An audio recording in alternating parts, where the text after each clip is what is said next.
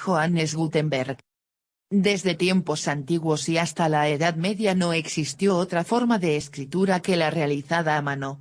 En los escritorios medievales, por ejemplo, la producción de diversos ejemplares de un mismo libro se llevaba a cabo por el penoso procedimiento de escribirlos al dictado. El resultado eran obras primorosas, pero escasas en número, de alto coste y de muy limitada difusión, solo al alcance de una élite alfabetizada.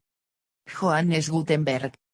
De ahí que la invención de la imprenta de tipos móviles metálicos, atribuida al alemán Johannes Gutenberg, haya sido vista como un acontecimiento de tanta trascendencia que ha podido hablarse de una era de Gutenberg, que comenzaría a mediados del siglo XV, coincidiendo con las primeras Biblias salidas de su imprenta. A partir de entonces fue posible producir miles de copias de una obra a bajo coste. En pocas décadas, la rápida propagación de esta tecnología y la apertura de multitud de talleres convirtió al medio impreso en un formidable vehículo de transmisión de ideas y conocimientos que acabaría revolucionando todos los ámbitos de la cultura.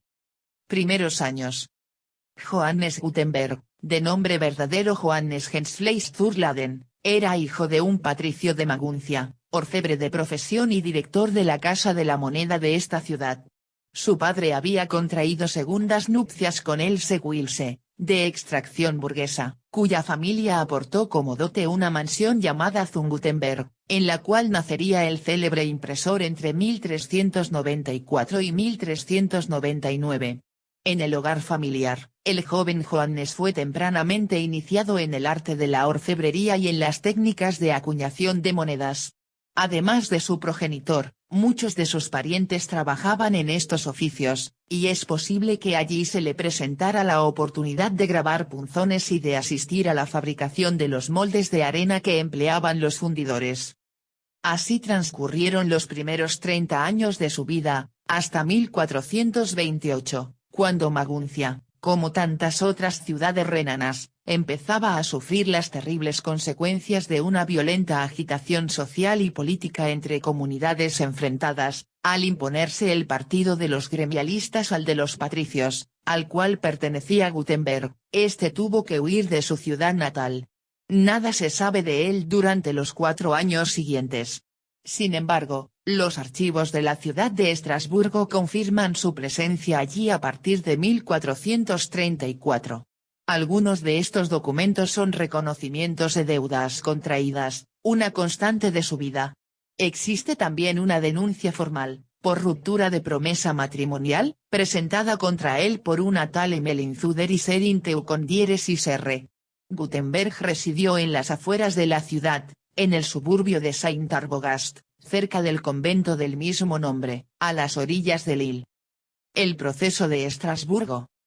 En Estrasburgo, Gutenberg se asoció con 3 acaudalados ciudadanos, Hans Riffe, Andreas Dritzen y Andreas Eilmann, en actividades relacionadas con el tallado de gemas y el pulimiento de espejos, oficios que Gutenberg se comprometía a enseñar y ejercer a cambio de dinero.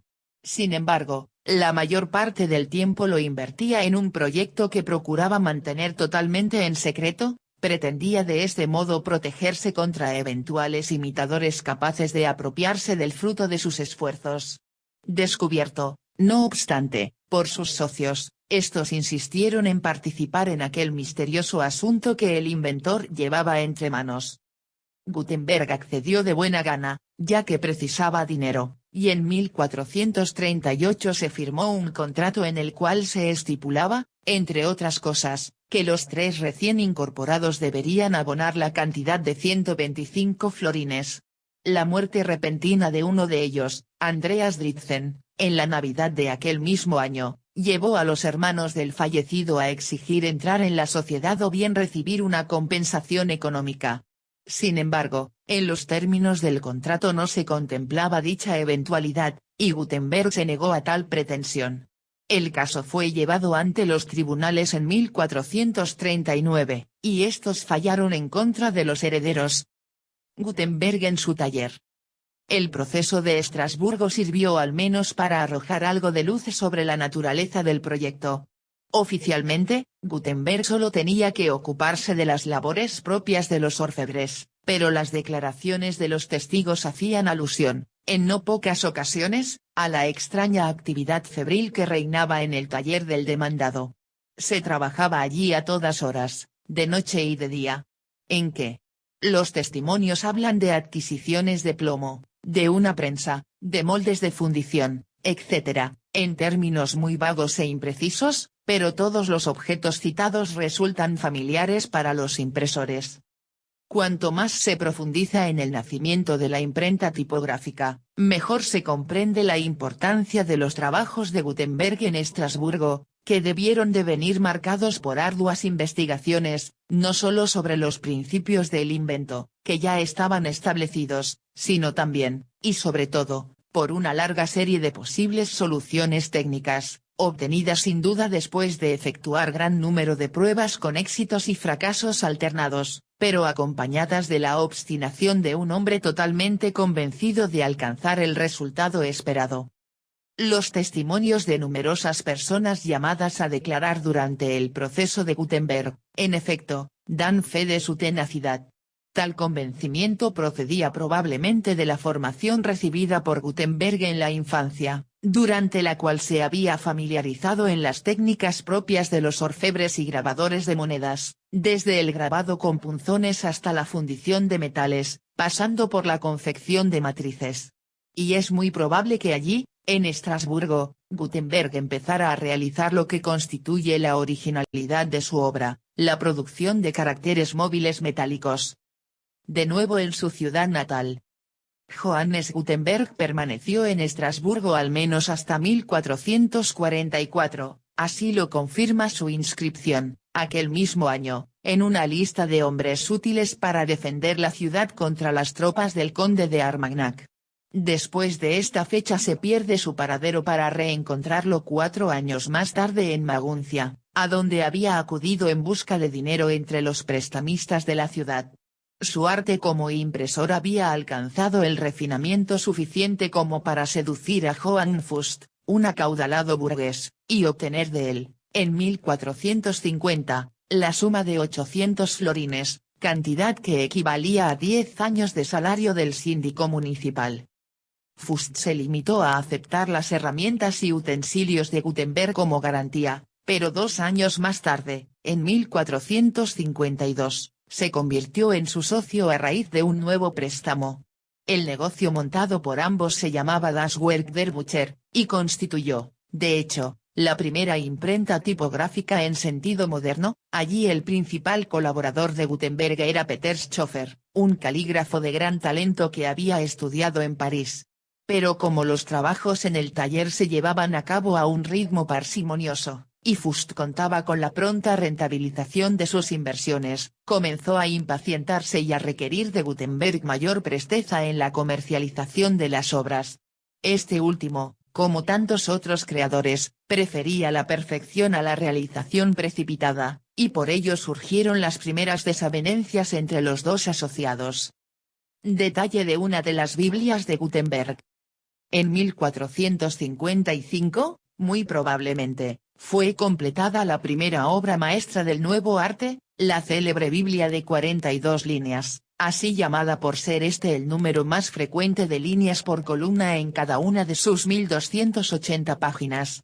Era la versión latina de las escrituras de San Jerónimo, y se precisaron fundir casi 5 millones de tipos, editándose 120 ejemplares en papel y 20 en pergamino, de los que se conservan 33 y 13, respectivamente. A pesar del éxito obtenido por la publicación, Fust interpuso, aquel mismo año, una demanda judicial contra Gutenberg, acusándolo de no haber respetado sus compromisos financieros. El infortunado inventor fue condenado a pagar a su acreedor 2026 florines, cantidad que incluía todo el capital prestado junto con los intereses devengados. Perdió además su taller y, al parecer, la mayor parte de su material, del que se apoderó Fust. Johann Fust se asoció con Peter Schoeffer, cuyas declaraciones contra el demandado habían condicionado en gran medida el resultado de la sentencia, el cual se casó más tarde con una de las hijas de Fust. Los nuevos amos de la imprenta publicaron en 1457 el Psalterium Mainzer Psalterium, era el primer libro que llevaba el nombre del editor. La composición de esta bellísima obra debió de precisar varios años de trabajo y es verosímil que comenzara bajo la dirección de Gutenberg. Tras perder su pleito con Fust, la existencia del célebre impresor conoció unos años amargos.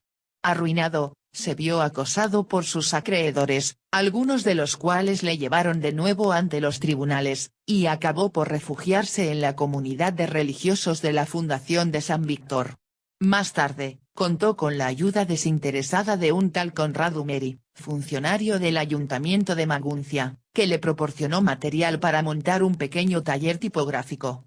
Se especula que allí imprimió varias obras menores, entre ellas la traducción al alemán de una bula papal contra los turcos y un calendario médico en latín.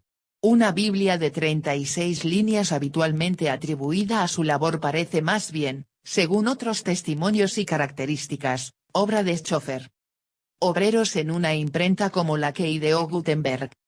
A partir de 1465, Gutenberg comenzó a gozar de cierta seguridad económica gracias al mecenazgo del arzobispo elector de Maguncia, Adolfo I de Nassau.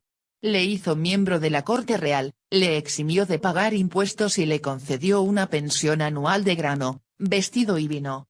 Gutenberg falleció el 3 de febrero de 1467. Si es cierto el testimonio que dejó escrito un canónigo de la Fundación de San Víctor, y fue enterrado en la iglesia que los monjes franciscanos poseían en Maguncia. Esta iglesia fue destruida a causa del fuego artillero a que se vio sometida la ciudad en 1793, y la tumba de Gutenberg desapareció con ella. Sobre su emplazamiento pasa actualmente una calle que, ironías del destino, lleva el nombre de Peter Schoeffer. Gutenberg vivió para ver cómo su invento se extendía rápidamente por toda Europa, empezando por las ciudades situadas a lo largo del Valle del Rin. A ello contribuyó, sin duda, la violenta ocupación de Maguncia en 1462 por Adolfo I de Nassau, el cual entregó la ciudad al saqueo y pillaje de sus tropas. Numerosos habitantes huyeron, entre ellos Peter Schoeffer, que se instaló en Frankfurt y fundó allí un nuevo taller de artes gráficas.